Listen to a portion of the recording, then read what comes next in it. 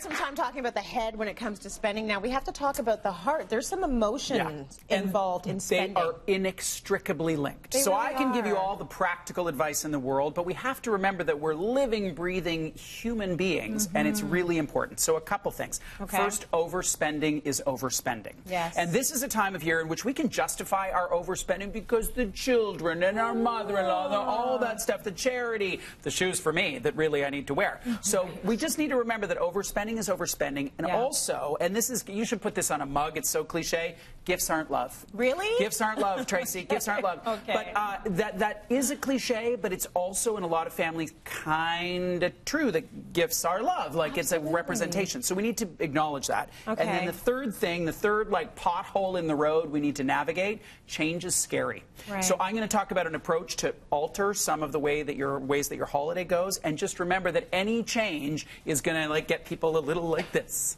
Actually like this. Actually like that. And even thinking about it makes me want to do that because I'm thinking, who do you talk to first? Who do you have that difficult conversation with about racking it back a bit? Who do you talk to and what do you say? I think the most important thing is the why. Why are we doing this? It's not because you're Ebenezer or a Grinch or whatever fictional character you want to use. It's because you want to align your values with your spending better. So that's why. What you say, don't say, let's cancel Christmas. No. Bad idea. Don't say that. But you can say, hey, looking ahead to the holidays, how could we do things a little bit differently this year, and have some ideas prepared. So it's not just like wholesale, we're not doing a tree this year, but maybe we're doing a Secret Santa, maybe we're doing White Elephant Christmas, maybe we're doing an entertainment thing instead of lots of gifts, maybe we're doing lovely compliments in stockings instead of doing abundant gifts. So there's lots of different things. You mentioned the who. I would, as you look out at your family, look at who the person who would be most amenable to the message, and also who the person who's going to be most resistant. Because you want to talk to that first person first,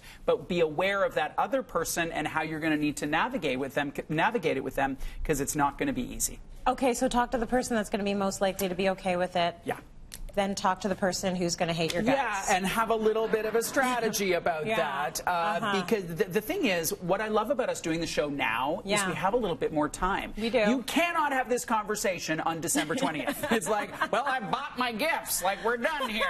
We need to have it now. And we need to be aware that a lot of people may take this personally. So just you know, work that, be aware of that, and know that people have deep, deep feelings. The other thing to distinguish between is a tradition and a habit. So a tradition is something that we want to pass down to our kids, like my little tiny Tim crutch. That's like a beautiful thing that should sit by the fireplace. A habit is, oh, we just always get the gifts for the cousins. Like no one's really thought about it or named it or figured out if that's the best way to do it. It's just kind of how it rolls every year.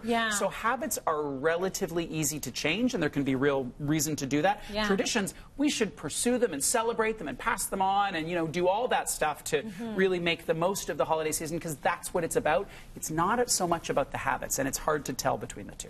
I think for most of us, the problem is we don't want to look cheap. Yeah, I don't worry about that. You don't care? Oh, my gosh, no, I don't care about that. You don't care about that? I don't. It's what I do for a living, first of all, so it's kind of on brand. It's like on brand for me.